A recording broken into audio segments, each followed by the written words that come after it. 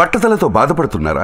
ఆధునితనమైన పద్ధతిలో hair transplantation చేయబడును. Face clinic, Hyderabad. నమస్తే, నేను Keshav. Welcome to Suman TV. ఆంధ్రప్రదేశ్లో ఎన్నికల ప్రచార పర్వం జోరందుకున్నటువంటి పరిస్థితి. జనసేన పార్టీ అధినేత సొంత నియోజకవర్గంలో 3 రోజుల పర్యటనని పూర్తి చేశారు.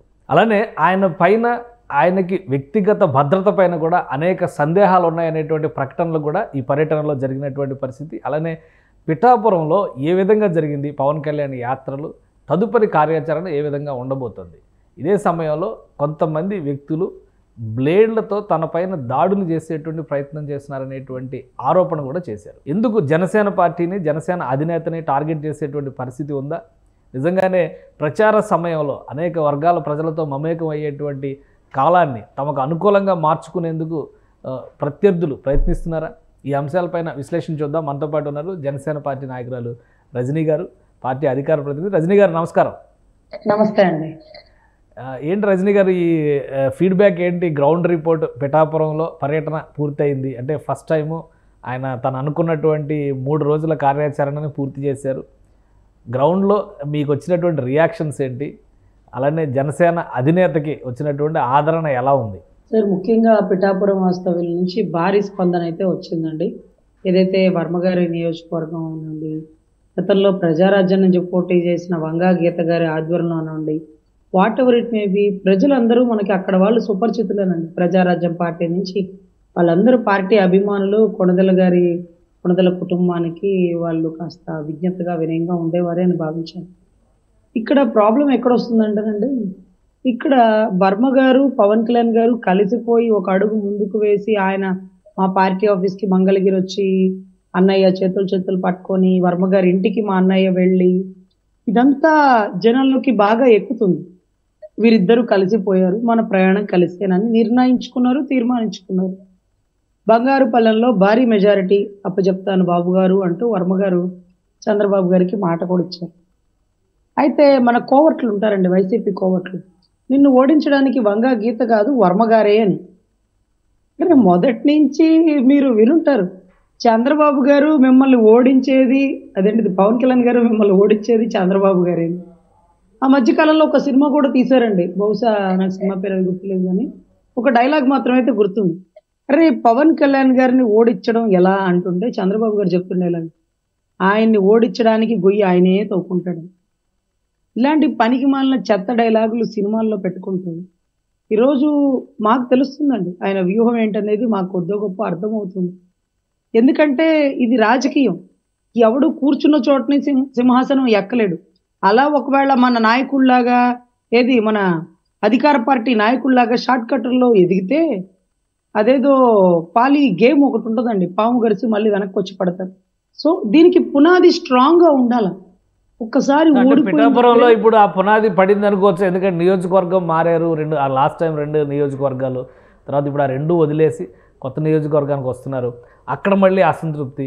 గత ఎన్నికల్లో జనసేన నుంచి పోటీ చేసిన నాయకురాలు వెళ్ళి వైసీపీలో చేరారు.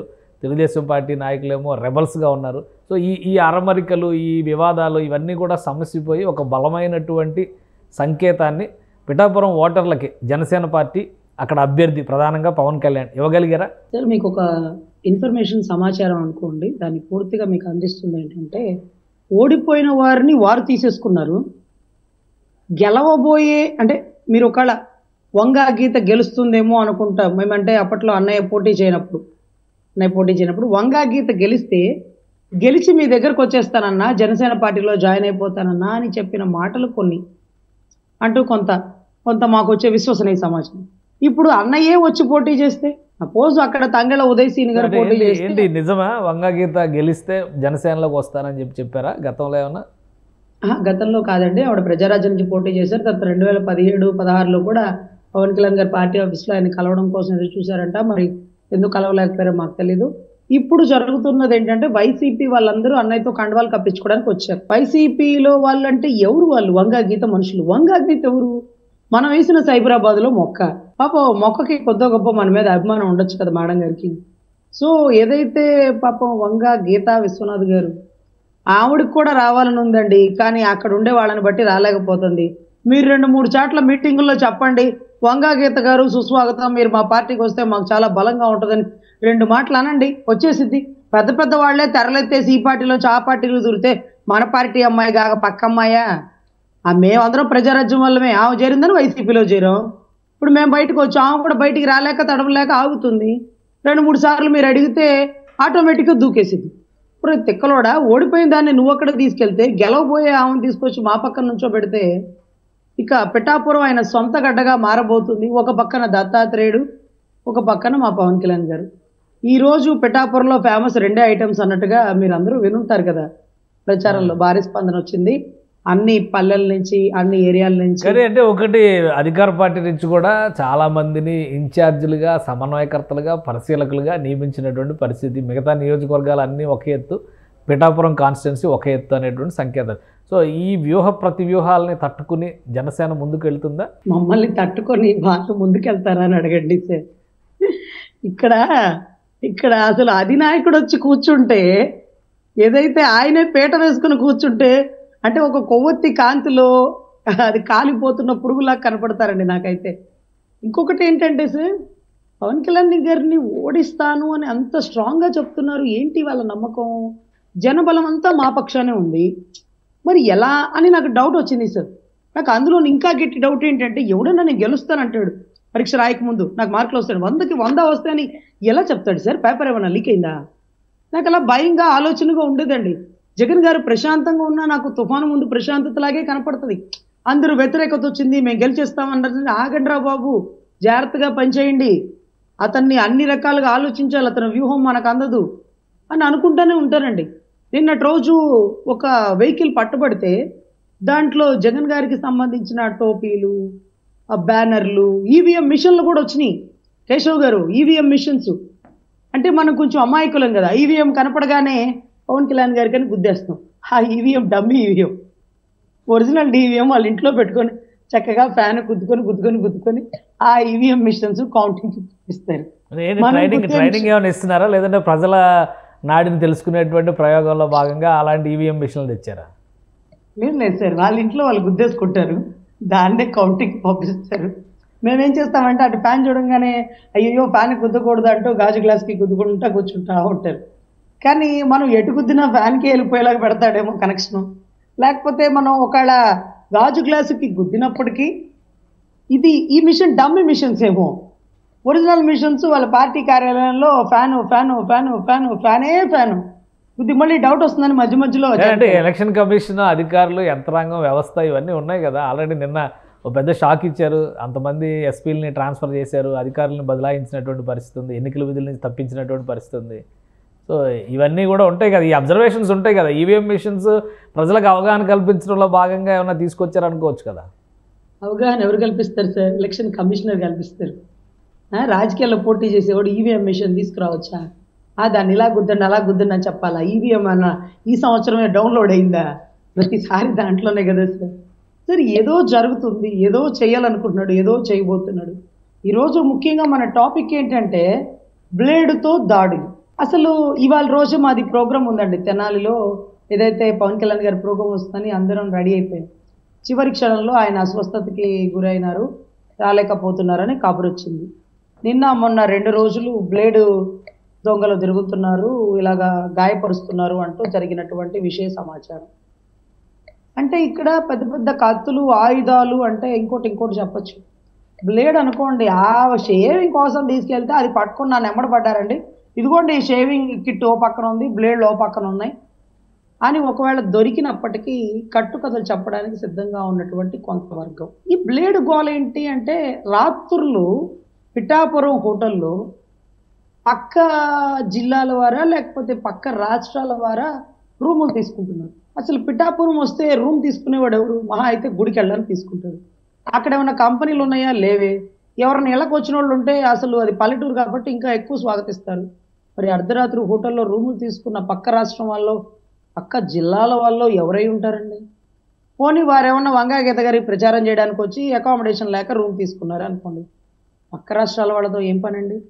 ఆ జిల్లా వాళ్ళు వస్తారు, మన మిథున్ రెడ్డి గారు, పెద్దిరెడ్డి గారు పంపించిన పంచాయతీ వర్గం వస్తారు, మా అయితే మా ముద్రాడన్న ఉప్మా పార్సిల్ కట్టుకుని ఆడి నుంచి ఇక్కడికి వస్తారు, అప్ అండ్ డౌన్ చేస్తారు దగ్గరలోనే కాబట్టి.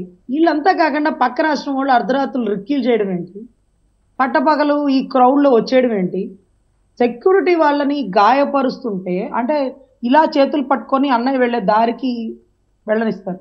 ఈ చేతుల మీద గాయపరుస్తుంటే ఈ చెయ్యి ఇలా పక్కకు తీస్తారు. వెంటనే అసలు వాడు వచ్చి అవతల నాయకుడిని గాయపరుస్తాడు.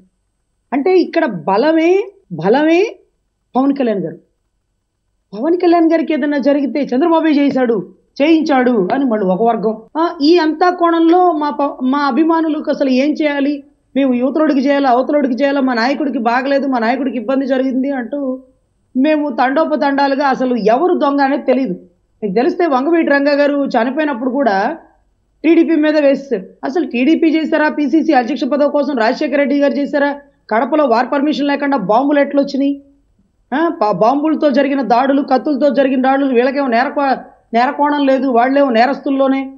సో ఈ ఆలోచించుకునే గ్యాప్లో రాష్ట్రం విధ్వంసం జరిగిపోతుంది. సో టార్గెట్ పవన్ కళ్యాణ్ గారు జనంలోకి వెళ్ళేటువంటి సమయంలో భద్రత ఏర్పాట్లు లేదా ఆయన వ్యక్తిగతంగా కొంతమంది సిబ్బందులు పెట్టుకున్నారు. భద్రత ఏర్పాట్ల విషయంలో ఒకవేళ థ్రెట్ ఉందనుకుంటే, ఎందుకంటే గతంలో కూడా రెక్కీ జరిగిందన్నారు, రాయలసీమ పర్యటన సమయంలో కాన్వాయ్లోకి ఒక వెహికల్ దూసుకొచ్చిందన్నారు, ఇంటి దగ్గర రెక్కీ చేశారన్నారు. సో ఈ బయట ఎక్కడో ఒక సుపారీ ఇచ్చారు, విదేశాల్లో దీనిపైన అగ్రిమెంట్ జరిగింది. ఇవన్నీ చాలా వ్యవహారాలు ఇప్పటివరకు ప్రచారంలోకి వచ్చినాయి.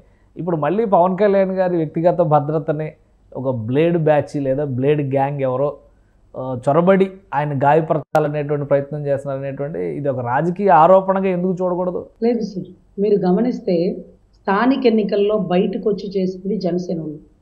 ఈసారి ఎలక్షన్లో నిలబడేది, గట్టిగా పోరాడేది జనసైనికులు.